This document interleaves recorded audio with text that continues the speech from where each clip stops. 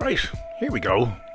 You send a document to the printer down the hall, or your laptop throws up a film on the telly in the corner, and it just goes to the right one. Not every screen in the building, not every printer, just that one. And it feels instant. Maybe with the printers it's not always so instant, but it feels like nothing's happened. Here's the thing though, the box that made that happen is the most ignored device in your whole network. It lives in a cupboard, nobody thinks about it, nobody talks about it. And the day it was switched on, it knew absolutely nothing. No list of who's plugged in, no map of the building, nothing. It learned the entire room by eavesdropping. Presenting the switch. Operating at layer 2, it's not a router. It hasn't the faintest idea what the internet is, and it doesn't really care. It only knows this one local network, this room, and straight out of the box, its memory is a completely blank page. Everything moving around that little local network is travelling in parcels called frames, Ethernet frames, and every device has a name burned into it at the factory, a MAC address, media access control. It's 48 bits written as 12 characters. Half of it says who made the network card, half of it is a unique serial number. It never changes. It's the device's true name. And here's the important bit. That name is locally significant only. It only means something on this network, in this room.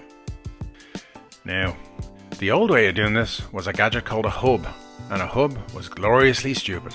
Whatever came in one port, it just shouted straight back out every other port. Every message went to everybody. Your private business is now everyone's business. All of it. Shouted at the whole room. One big shared space where everybody heard everything, and only one device could talk at a time before it all turned to noise. The switch's whole idea was simple. Stop the shouting. Send each message only to the device it's actually for. A quiet, private handoff instead of a broadcast to the room. Lovely. Except to do that, the switch has to know which device is on which port, and nobody ever tells it. So it has to teach itself. Every single time a frame comes in, the switch glances at the sender's address, the from address, or the source address, and quietly notes it down. That name just arrived on port 3, so that fella lives on port 3. It isn't reading who the message is for, it's watching who it's from. The switch builds its entire map of the room by reading the back of an envelope. That growing list has a name. It's called a MAC address table. Some people call it the CAM table, and that's genuinely all it is. Which name lives on which port? A little address book the switch wrote entirely by itself, eavesdropping on traffic that was never even addressed to it.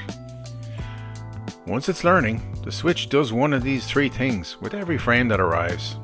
It already knows where the destination lives, because it's learnt. That little machine is out on port 3. It forwards it out that one port and nowhere else. If there's a name it's never heard of yet, it floods it at every port except the one it came in on, basically asking, whoever this is, shout back.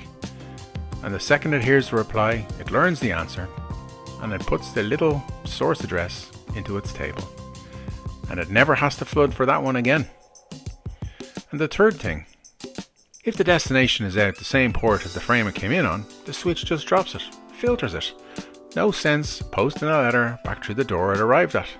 Forward, flood, filter. Honestly, that's the entire job of a switch. 3 verbs. And it forgets, on purpose. Every entry in that table has a timer, usually a few minutes. If a device goes quiet and says nothing, its entry ages out and gets wiped. Move a laptop to a different port, and for a moment, the old node is wrong. Then the switch hears from it and relearns. The memory's always fresh. Always a little bit temporary. Now some frames are meant for everybody, deliberately. We call that a broadcast. When a device stands up and shouts, who has this address? Anybody? That goes to every single machine in the network. The switch floods these on purpose because they're addressed to the whole room. Grand when it's a handful of devices. On a big flat network with hundreds of machines all broadcasting away, that's a lot of noise. Everybody's interrupting everybody. So we cut the room up. Virtual LANs, or VLANs. You take one physical switch and you tell it, these ports are group 1, these ports are group 2, and the two groups cannot hear each other at all. Even though it's the same box, the same wires, It's like dropping internal walls into an open plan office. Sales can't hear engineering. A broadcast in one VLAN stays trapped in that VLAN. Same hardware, separate rooms. And when one of those groups needs to reach across the second switch, the frame gets a little tag stamped on it, a VLAN tag.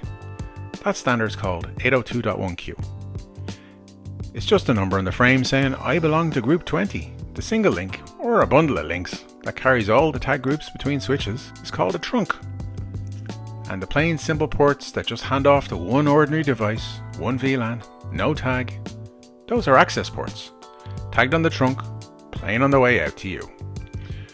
Right, now for the bit that takes whole buildings down.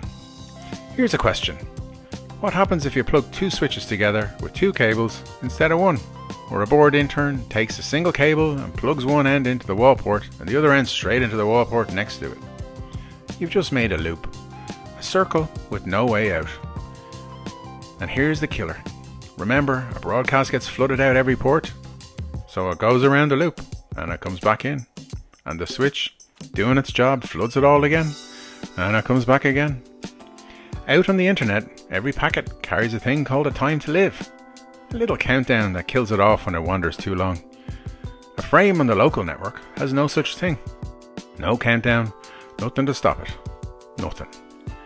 So that one broadcast just circles the loop, getting copied every lap, faster and faster, doubling and doubling, until within a couple of seconds, it's saturated every link at 100%, the CPU spikes, and the entire network falls flat in its face. It has a name. It's called a broadcast storm. One cable in the wrong hole, whole floor down. I've watched it happen. In gaffs, in service providers as well. It's very quick, very quiet, and then nothing works. So here's the real problem. You want backup cables. You want a spare link so that if one cable fails at 3 in the morning, the network keeps running, because you want to stay in bed. But the moment you add that spare link, you've built a loop. And we just saw what a loop does. So how do you have redundancy without the whole thing melting? That is the job of one of the cleverest protocols in all of networking, the Spanning Tree Protocol, or STP. The switches start talking to each other. They send little messages called BPDUs, Bridge Protocol Data Units, basically each switch introducing itself. Out of all that chatter, they hold an election and pick one switch to be the boss. We call that the root. The lowest ID wins, and that's it. That's the one in charge.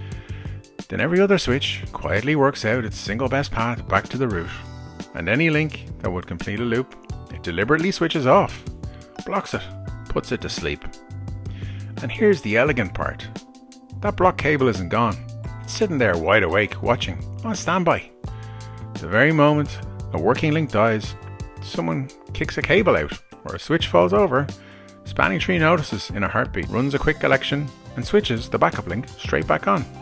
Your mileage may vary here though in terms of how quick that actually happens. You get your redundancy, you get no loops, the network heals itself. Spare cables that say politely switched off until the exact second you need them.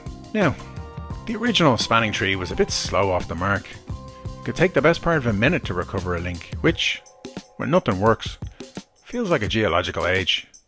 So it got replaced by a faster version, a rapid Spanning Tree, that heals in a second or two. Same clever idea, quicker reflexes. That's what's actually humming away in most networks today. So that's the switch, the most boring box in the entire building. It arrived, knowing nothing at all. It taught itself who's who by reading return addresses. It learned to whisper instead of shout. It threw up internal walls whenever it needed them, and it quietly keeps a set of backup cables switched off, running a silent election in the background that no one single person ever sees, unless it's your job.